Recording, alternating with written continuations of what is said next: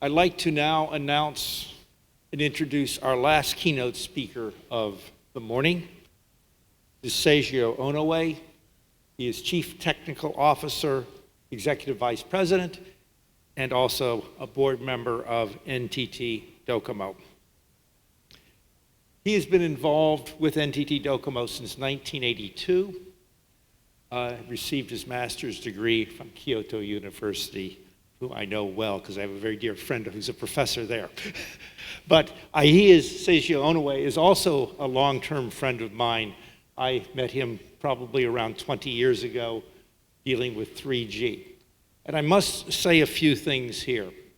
NTT Docomo has been one of the leaders in the generation and deployment of 3G, 3.9G to be more specific, effectively 4G, and has now really been the first operator to take a very strong view on 5G and deployment of 5G here.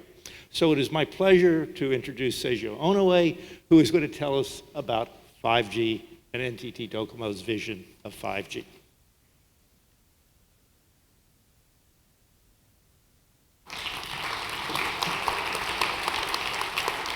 Good morning, everyone. I'm Seizo Onoe from NTT Docomo Japan. Usually, I start with a slide showing how 5G is booming today.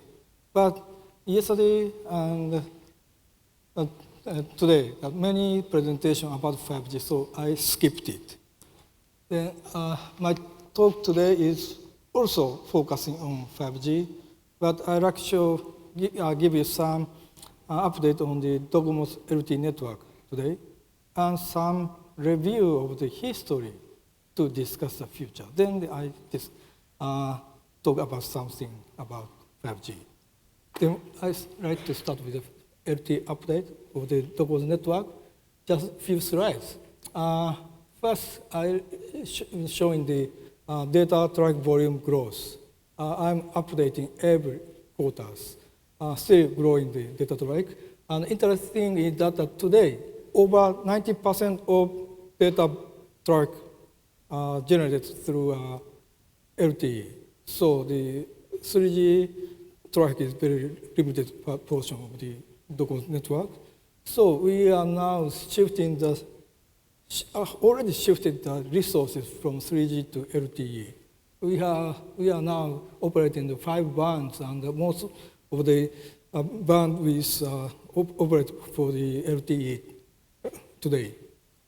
Like this, we are now operating the lower side 5 bands, and we started the 3 carrier aggregation. Then we are now providing over 300 Mbps services from October this year. And next year, we will provide 370 Mbps service by using the new spectrum 3.5 gigahertz. That's the status for the Docomo. And just one slide from the Docomo's financial result presentation slide. The road to the 5G through LTE-Advanced, LTE evolution. As such, LTE is so successful for Docomo, and also the LTE is successful in terms of the global deployment point of view. What was behind this success for Docomo?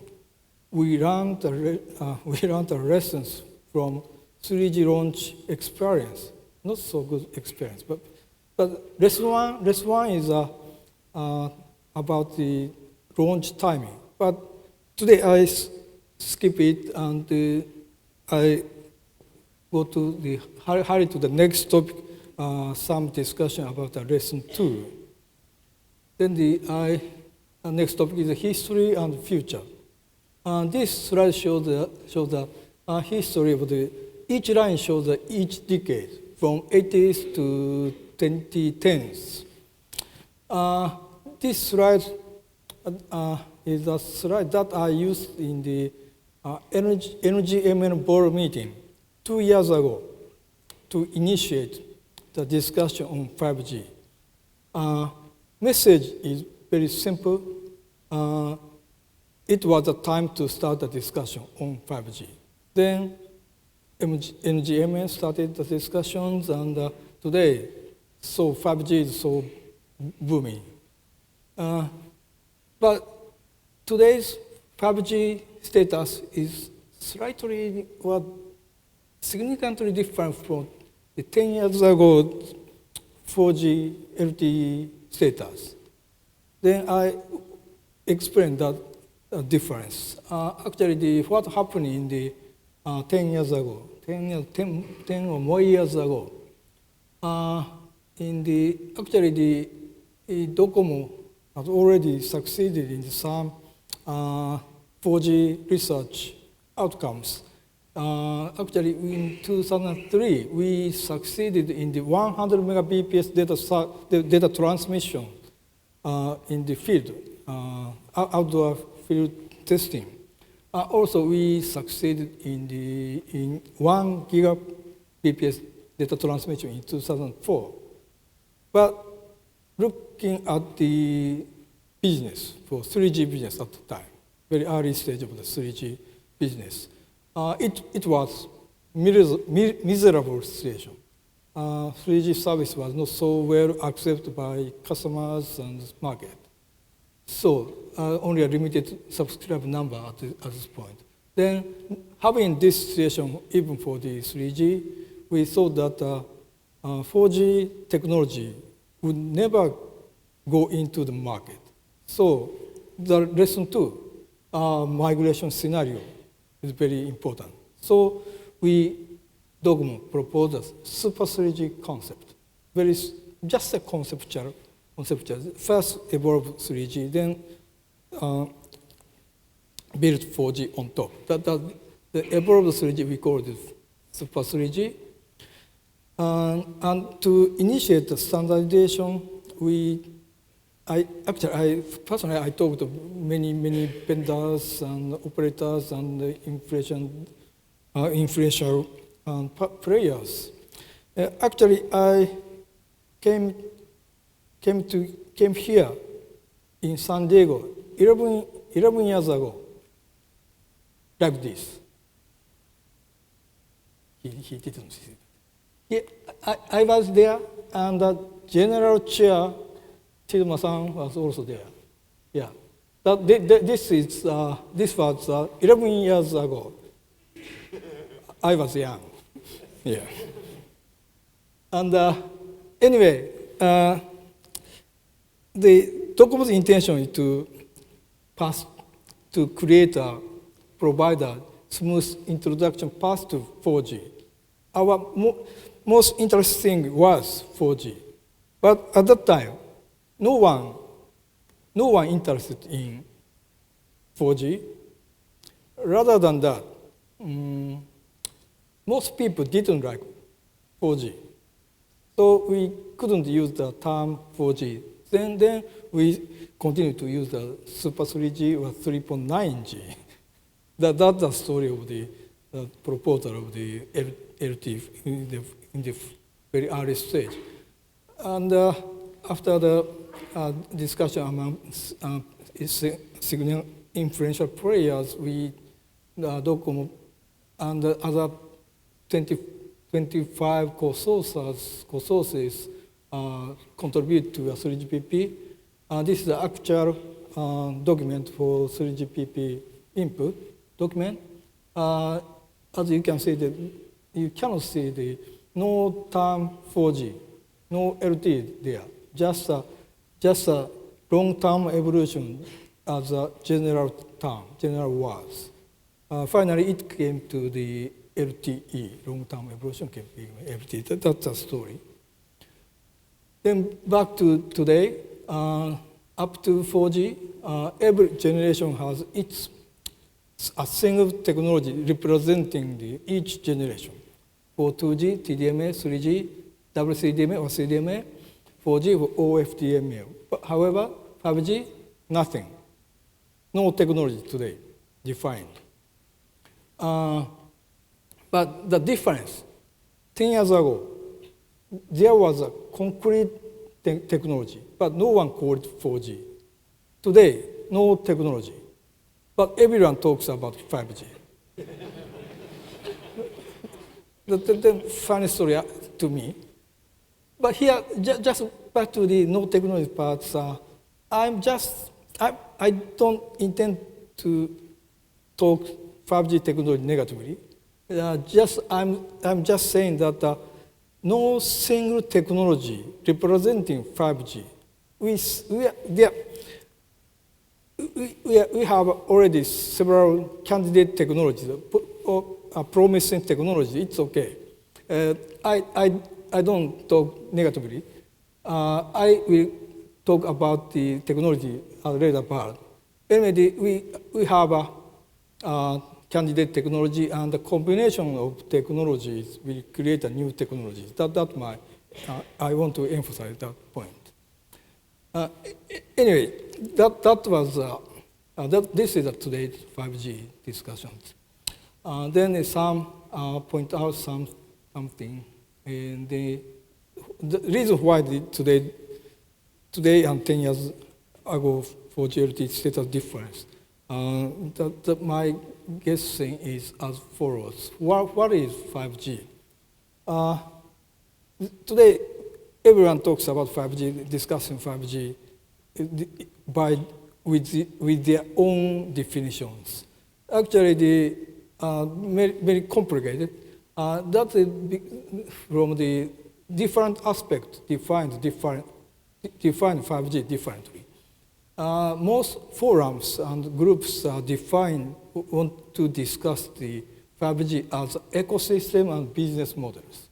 Actually, NGMN definition or white paper describes that 5G is an end-to-end ecosystem. This is not technology. To provide end-to-end ecosystem, end-to-end user experience, something like that. That's the idea of the 5G. And on the other hand, in some parts, someone trying to define the 5G as a technology. 5G technology is radio access technology, and it includes a core network, also some new technology or new architecture needed for 5G, something like that. That technology side, technology aspect, also some discussion. But mixture of those two, technology and ecosystem business models, will create confusions. But we think these two aspects separately. Just simple, technology should support the ecosystem and business model. That's very simple.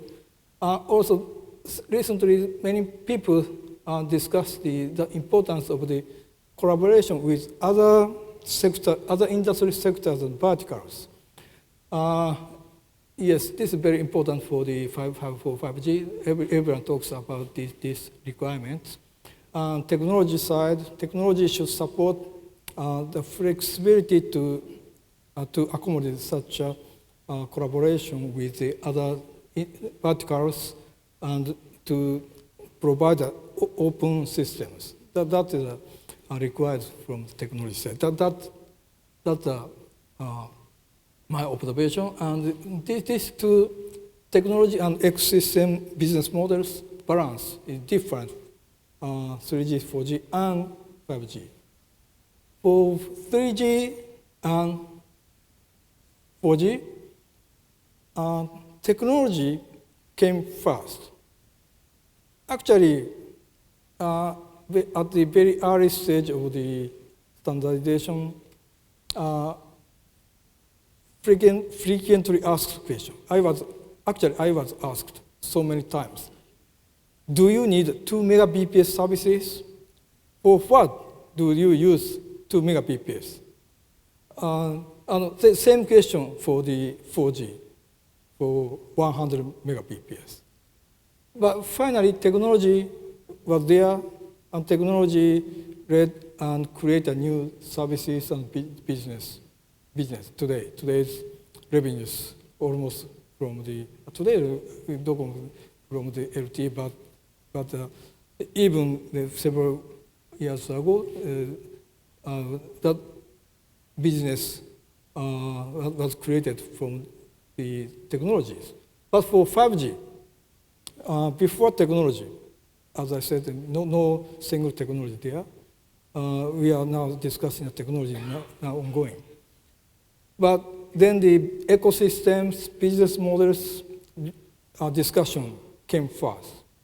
Then we are now define the use cases, define the requirement, then we will develop a technology to meet the requirement. But this process is very appropriate process to develop new technology. Quite good. But personally, I think this might be a time-consuming process, but we need to step this process forward. That's today's 5G discussion I observed. Next, time plan. Originally, this chart shows the feasibility of the 5G in 2020. But fortunately, today's first speaker, Matt Robson, described a comprehensive time plan for the 5G launch in 2020. So no explanation needed anymore. But here, just I want to say here is that 5G will continue to evolve after its launch. This is the same as the LTE and LTE-Advanced, the same thing. Also, some people believe that 5G is a millimeter wave technology. Yes, millimeter wave could be one of the key components of 5G. But without millimeter wave, we can deploy 5G. So that thing I explained. Also, another concern is 5G launch in 2020 does not meet the ITUR process. Actually, recent ITUR press release described IMT 2020 as a 5G. But probably you know the ITUR recommendation does not define 5G. It defines IMT 2020 only. No 5G definition there. Just a press release talked about 5G. That may cause confusion. But actually, probably you know the LTE. LTE, today LTE is called 4G, but LTE is IMT 2000, not IMT Advanced. So with this analogy, 5G could start from IMT Advanced, not IMT 2020. Then no concern about the ITR process. That I wanted to say with this chart. And recent hot topic is about the spectrum. It's WRC several weeks ago. I don't know in the globally announcement, but in Japanese major news article reported a little bit negatively, not a little bit. Japanese proposal not accepted, and no decision on allocation additional. Totally negative report. But reality, of course, those who expect the results so much might be disappointed. But of course, the reality is ITU press release showed that some progress. We have some progress, of course. Of course, we should understand the challenges for the future process of the spectrum harmonization. But we will go forward for the spectrum discussions. Then anyway, we can implement the new bands when it's available.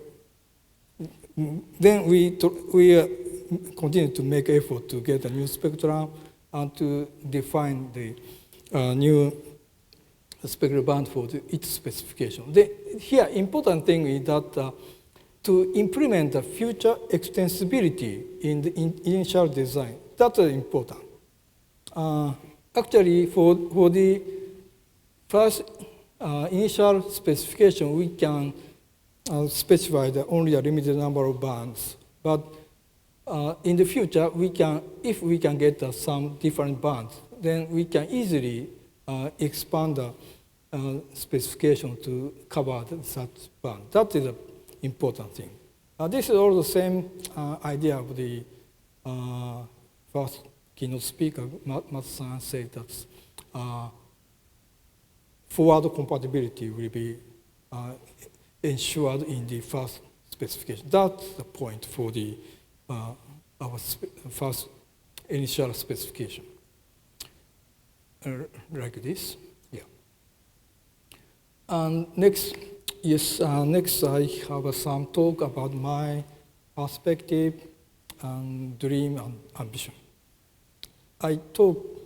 Recently I have such an opportunity to talk about 5G. Every time I talk this story, let me talk it again. Yes, 5G covers wide variety of use cases. Yes, that's a 5G we are targeting. Also, 5G uses a wide range of the spectrum. Today, what is happening? Today, Tech 1 shows that probably today's cellular systems. Today's cellular system uses, of course, today's spectrum band, and the use cases are only a limited portion. And the other technology covers other use cases with different frequency bands. My dream and ambition is 5G will cover the whole things, and by using the whole spectrum. But reality, it's difficult to cover all spectrum and all use cases, one technology. So it may be it consists of multiple components. But important thing is that even if there is a multiple component uses a common design basis, consistent design base. That's very important. That might be. Also, this says the same idea of the Matsu-san's unified AI interface. That's a similar way of this. But reality in 2020 to 2025, we will have probably that this is just a dream, and we will have another technology to cover more stronger technology there. For example, here in Tech 4 is I'm assuming Wi-Fi. Wi-Fi is so strong. That is my view on the. In 2020s, we will use some combination of the technologies. That is the initial 5G era. And another aspect for the time frame for the historical big wave, 30 years